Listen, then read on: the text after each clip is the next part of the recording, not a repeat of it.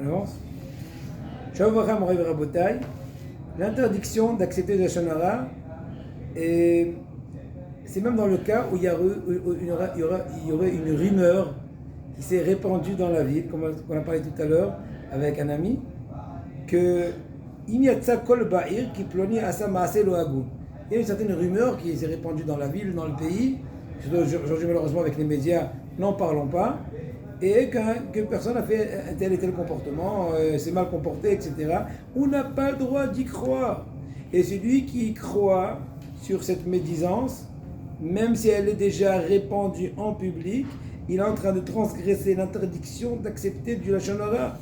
Exemple, Abraham a lu dans un des journaux, je ne rentre pas maintenant dans la considération si on a le droit de lire des journaux, prochainement moi je laisse au seuil de la porte ou même pas au seuil de l'immeuble, mais bon, Abraham, il a lu dans les journaux que M. Michaeli a été arrêté et a été même mis en prison à cause d'une faute judiciaire, un casier judiciaire très lourd. Et bien, malgré le fait que les gens en parlent toute la journée, bon, ils sont en train de broyer, etc.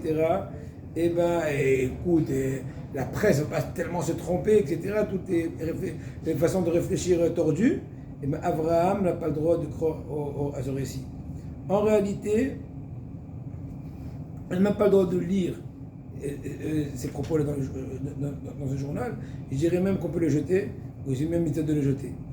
Kabbalat Lashon Hara Odot Rasha. Est-ce qu'on a le droit de recevoir du Lashon Hara sur une personne qui est impie? Tout ce qu'on a parlé jusqu'à maintenant, c'est recevoir du Lashon Hara sur un Stam Israël, un juif, Ragil, comme ce qu'on dit. Mais une personne qui est connue étant Racha, eh bien on a le droit de croire sur lui toute médisance. Maintenant, qu'est-ce qui est qualifié comme rachat? C'est une personne que de façon fixe est en train de transgresser en pleine conscience des fautes graves qui sont reconnues comme étant interdites, comme Hachem Ishmor, l'adultère ou toute autre faute connue, reconnue. Et lui, comme ce qu'on dit, excusez-moi du terme, il s'en fiche.